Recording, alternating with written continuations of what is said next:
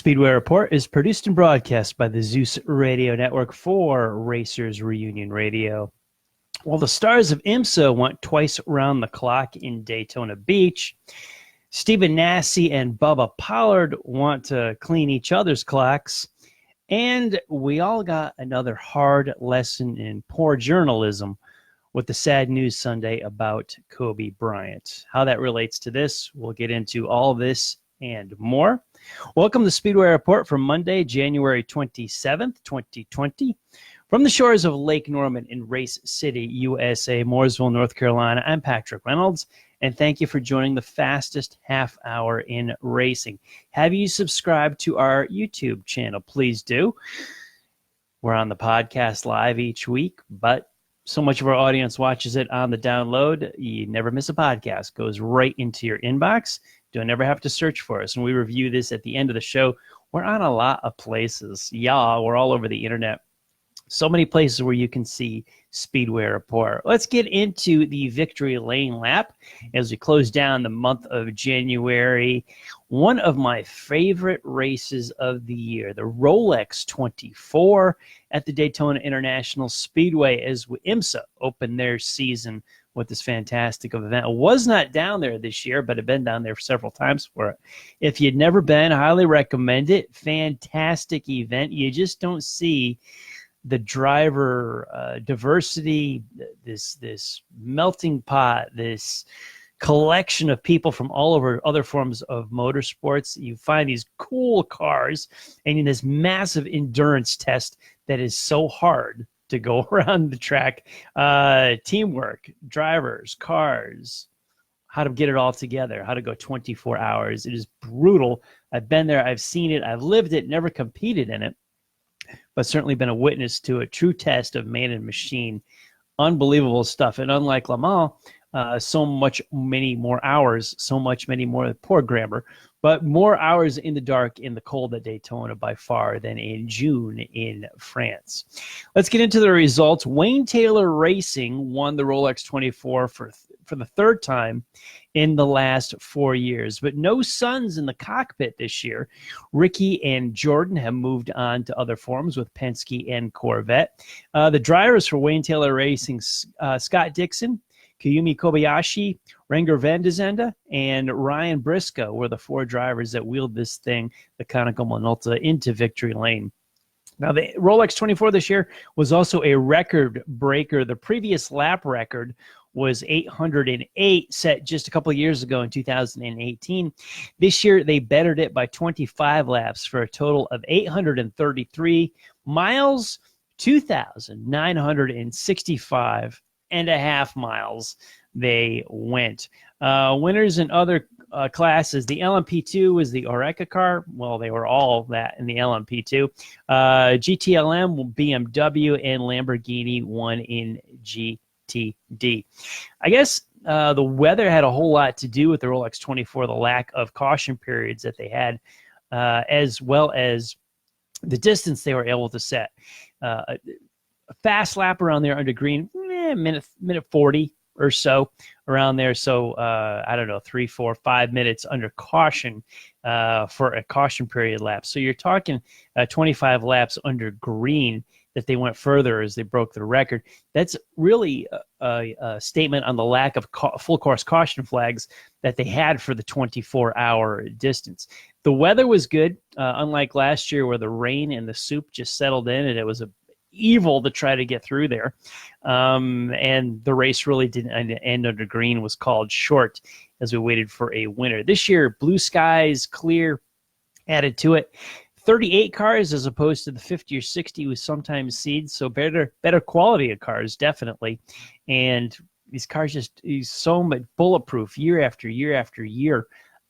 Less cars are just, breaking down. I think that Wayne Taylor car, I said a few weeks ago after the Roar that every car will visit the garage area for some repairs. Not everybody did. These cars are getting tougher and tougher to go in 24 hours and screaming at that. And you saw the Acura car up at the end of pit road. They earned that. You saw them We talked about that with the fast lap and the roar, that they picked that first pit stall in off of NASCAR turn 4 and close to the garage area to try to manage that. Still a second place finish for those guys, but you saw how the strategy worked and how close you were to the garage area and your pit stall. Easier to manage a problem when you do that. They drove a good race with the quick lap from the roar. Getting into some late model racing at Watermelon Capital Speedway in Georgia, the Speed Fest was held. Corey Heim won the Super Late Model 200, and Stephen Nasse won the Pro Late Model 125. And if you think the story stops there, you're quite wrong. A whole lot of stuff went down there at the Speed Fest. We'll get into that. Let's back it up. Talk about the Rolex 24 for a little bit. We got some stuff on the plate here. NBC's coverage of the event. I didn't care for parts of it. I'll talk about it a little bit. We're on the mothership. The green flag and the checkered flag are on the mothership.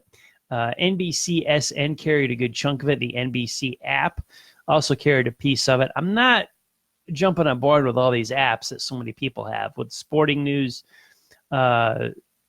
Just as so many networks and the broadcasts, the apps for everything, all the streaming services. I'm not lumping all these together and paying for everything. I'm really not.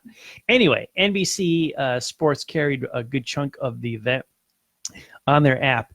And what I saw for pieces of it, and this was largely on Saturday, that there was a whole lot less race coverage, but a whole lot more interviews. It seemed like almost the NBC Peacock Pit Box was the focal point as they rotated interviews out of there. And the action on the track almost became a backdrop to what they were talking about. Now, I liked Chris Devoda, Dale Earnhardt Jr., and Steve Letarte on the box, but I thought they used them way too much in that they became the forefront of that Saturday coverage. I got a little bit behind in the race trying to figure out what was happening on track. I think that pit box is a great place to bring people up during the event. They just get out of the car, they want to go talk, or they're about to go in the car. You got some crew chiefs or whoever you have, maybe even celebrities wandering pit road on there. I think it's a great thing to have. And in 24 hours, you can really utilize it. But I thought that Saturday coverage in the afternoon was just flooded with so many people and so many interviews. It killed me. I really was struggling to figure out what was going on with the race, and I don't understand their logic behind that. Dale Jr., always a marquee name to throw out there to the public and for NBC's coverage. I like using him in other forms of motorsports besides NASCAR. He's blossomed so well in the last few years on television. He's one of my favorite guys. I think his down-home native North Carolina country guy attitude really combines well with his knowledge of the sport. I think for a play-by-play call guy on the network, you need a buttoned-up, crisp, flowing, almost English major MC type of host person to do that job. The analyst role or Dale Jr.'s role, something like that. I think you let his personality come out. He's, native North Carolinian right here from Mooresville, the third generation racer, a famous name. He grew up in the sport, lived in the sport, but he's still a country guy. Blends well with NASCAR's roots and blends well with his personality and who he is. That personality and that flavor comes out. I really like it. He's not a stereotypical, exaggerated Southerner that Hollywood would make up like they portray in the movies, but he's just, he embraces who he is, where he's from. He's a Southerner, and he knows a whole lot about auto racing. I'm particularly impressed with his knowledge outside of NASCAR. He's either done a lot of homework or just a good race fan and follows it. I know he's a big history buff for NASCAR, but I watched his work with the sports cars, and we saw it last year with the IndyCar series as well in the Indy 500. And Dale Jr. bringing a whole lot to a television broadcast. What I would criticize with him in the pit box is that they just used it too frequently, and I, as a viewer, lost track of the race and what was exactly happening, who was leading, who was pitting, and what the running order was.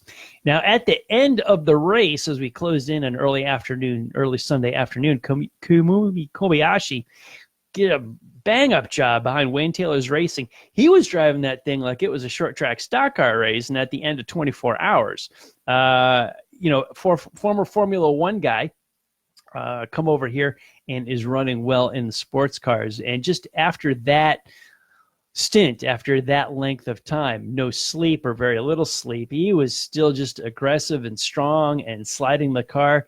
And I raised my eyebrows a little bit. Looked like Wayne Taylor Racing was going to give away the Rolex 24. But Kobayashi just kept his foot in it and was driving that thing. He got out of the car. He looked fresh, looked alert and awake and ready to go, but just maybe that much of an aggressive driver and bringing a whole lot to Wayne Taylor Racing. You need, I guess, the smooth guys, the icemen like Scott Dixon was, those experienced road racing guys, but you need a guy on the team with a little fire, a little passion, like almost run it like a dirt track type of thing. That's spectacular driving. Kobayashi certainly fit the bill and impressed me and raised my eyebrows and had me clenching my chest there with some of his moves late in the Rolex 24 as he worked his way through traffic. Now, what sells tickets to these things? The good racing, we've all said that the product on the track is the best. In GTD, this is the type of battle that sells tickets, was Andrea Caldarelli and Marco Mampelli. The two of them were having a great battle on Sunday morning, like bumper to bumper, side by side, for the lead, wherever better than 20 hours deep in this race.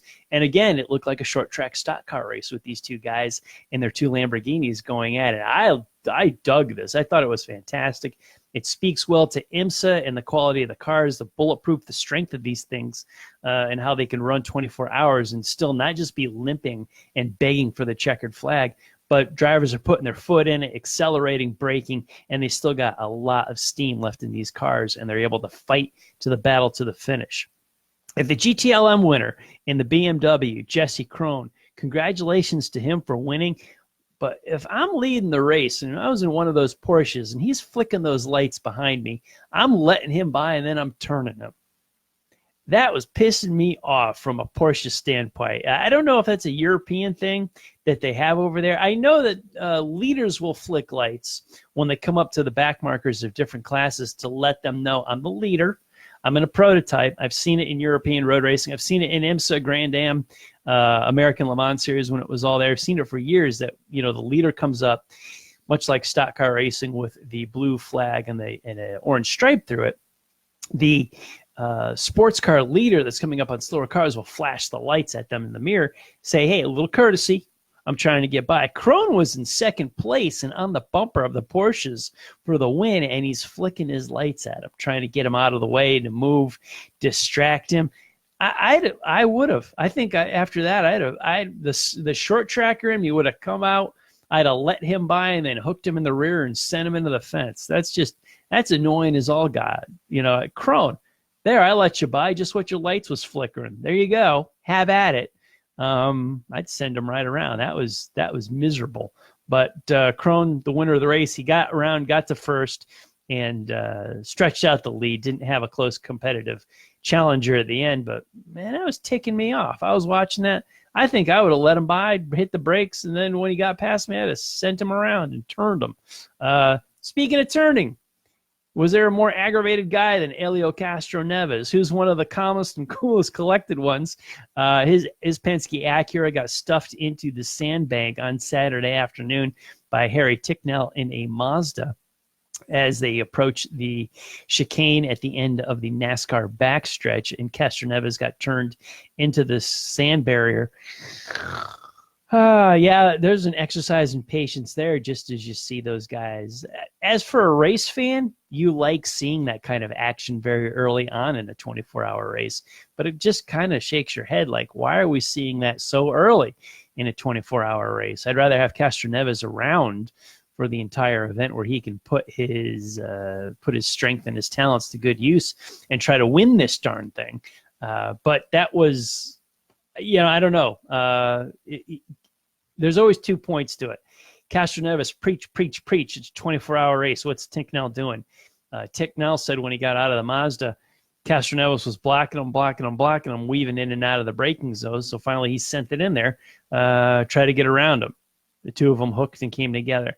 That looked a little bit, 24-hour racing and sports car racing, they give all the guys a lot more courtesy, a lot more room usually, and don't send it in there. That's what I saw. Again, the short track stock car reference. which leads me into a literal short track stock car reference, Stephen Nasse and Bubba Pollard. If you count any of the video or saw any of the reports from the Watermelon Capital Speedway in Georgia at the Speed Fest, these two guys are going to be locking horns for the entire year. This is a rivalry that's been brewing for a while, and it seems like they're just the two guys that are beating on one each other. Pollard mentioned Dale Earnhardt and how Dale Earnhardt drove, and this was just how he did it. And this reminded me, before I read Pollard's comments about comparing this to just how Dale Earnhardt drove, was Stephen Nasse and Bubba Pollard were reminding me of Jeff Bodine and Dale Earnhardt in the 1980s, where they were just magnets to each other. No love lost, a tremendous amount of respect for the other's ability, but when one was in front of the other one and they were a little bit close, they traded just a little bit more paint than anybody else did. It was just how they raced. They didn't really care for one another, and looks like Nasse and Pollard are fighting the same battle on the pavement short tracks. When the two of them super late models get together, it's not even February yet, so there's a lot of action coming. I would recommend go get yourself a ticket to some super late model pavement racing where Stephen Nasse and Bubba Pollard are in it, and I think that you'll be pleasantly surprised at the outcome. I'm not looking for a crash, because Bodine and Earnhardt did not always crash. I don't believe Nasse and Pollard will always crash. If you're looking for a crash, you're looking in the wrong spot. However, if you're looking for paint trading, action, spins, bumping, probably tempers flaring, yeah, go to some pavement super late model racing where these two are in, and then buy yourself a ticket, get a good seat, watch these two, because this one's brewing, I think, in 2020. This is not the last we've heard of these two and the trading paint between them. Now, yesterday was January 26th, as we record this show live here on Monday, January 27th, which means if you're watching on a podcast, I just want a time reference for you that we heard the news yesterday that Kobe Bryant, his helicopter crashed, and he was tragically killed yesterday. What struck me on this, and we've talked about this on the show before, even with racing coverage, is the horrible, horrible journalism covering this event. I was talking about this, not this event with Bryant, but just American journalism recently, how if you turn on, say, Fox News and MSNBC News, you would think that two separate events had happened in anything that's happening in America, and not just factual reporting. The journalism with Kobe Bryant accident yesterday definitely fell into internet reporting, and it was more important to be first than be correct. This show here, my little podcast, my little street stock, my little four-cylinder of a racing program, I take great pride in being correct. Not that human error can't come into play here, but it's much more important for me to be correct about anything than be first about nothing. You can't get your facts wrong. You can't go through this. There was so much confusion as to how many people were on the helicopter, who was in there, who was alive, who was not, and people were reporting false numbers, false information as facts, instead of just saying, hey, we don't know. We're looking into it. We're trying to confirm. That's your job as a reporter. When you're talking to tens of millions, hundreds of millions of people, that's what you need to do. Me, I'm talking to hundreds or thousands of people on a much smaller scale. I still take it very seriously that you have to be right. You have to be accurate in all your facts and what you report. Human error does come into play, but if you don't know, say you don't know. It's not important to be first. But unfortunately, in this society where we have cell phones and social media and everything just pops up instantly, it's brutal as everybody tries to be first. And it's a shame for American journalism. When I was in high school during the Cold War, we used to laugh at the Soviet Union and how government controlled all of the media, the newspapers, the television stations, and that we had ethics and character and freedom here in the United States when it came to reporting and journalism. Our quality of journalism here in the United States now sucks. Quote me on that. It's terrible. And these are from the major networks, major news networks, are terrible with facts. They all want to be first, be damned if they are correct or not. And this is reporting on people's lives. There is nothing more important than getting that straight and getting that correct. Shame on all of you for the way you reported Bryant. In my little world of auto racing here, I take great pride in being a journalist and a reporter, and I uphold ethics of being correct and researching and getting facts correct. Put a painstaking effort into that for each show. This is a major news story across all the networks in the United States, and most of the American news networks failed miserably to get this with any kind of accuracy. Shame on all of you. And this lesson can be carried over to our auto racing media here. When tragedy happens, or anything, even race results, race stories, for goodness sakes, do your research, be correct. If you're not the first one that's wrong, so what? Get a correct story up and get your facts correct. Do your research. One of the very first rules of any kind of journalism. I'll get off my soapbox now. Later this week, I'll be heading down to Charlotte for the NASCAR Hall of Fame induction ceremonies. So we'll have some stories and news on that for next week. And our racer of the week, as we tip our hat to Dave Despain, I'm going to give it to hard driving, heavy right foot after the end of 24 hours. He sat in victory lane yesterday with 3 other co-drivers. He wheeled Wayne Taylor's Racing's machine under the checkered flag at the Rolex 24 at Daytona. Japan's Kumi Kobayashi is our racer of the week.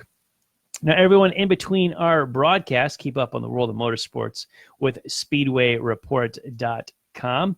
We've got all of our archived shows there. Hook up with us on social media.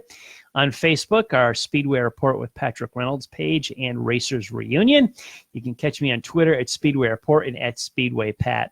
And these shows are also archived in the RacersReunion.com forum. Please subscribe to our YouTube channel. Big thanks to everyone on the Facebook Live feed for joining the conversation during the show tonight. Love you guys. Appreciate you tuning in every week for us, and love hearing from you. I want to thank all of the military past and present for the freedoms we enjoy as Americans in our daily life, including the simple things like bench racing right here on a Monday night. Freedom is not free, and a veteran paid that bill for us. To all of the men and women who are defending freedom and watching Speedway Report, take care of yourselves and come home soon. A special salute to the teachers, school staff, firefighters, police officers, and paramedics in our own communities. They are quiet and modest heroes every single day. God bless, and thank you. You have been watching Speedway Report from the shores of Lake Norman in Race City, USA, Mooresville, North Carolina. Please like our Facebook page, Speedway Report with Patrick Reynolds. Follow me on Twitter. I'm at Speedway Pat. Now, if you're on Facebook Live right now, head on over to the Drag Racing List page. Bill, John, and Barb got drag racing talk at the top of the hour in about 6 minutes from now. Give you time to say goodbye to us and click on over to their page. They'll be on live shortly. Now, I'll be back live here on Facebook next Monday, February 3rd. Wow, it's already February. We got indoor racing from Atlantic City. We'll talk about the NASCAR Hall of Fame induction ceremony, and we will start Florida short tracking Speedways. Thank you all for watching. Hey, I'll see you all next week.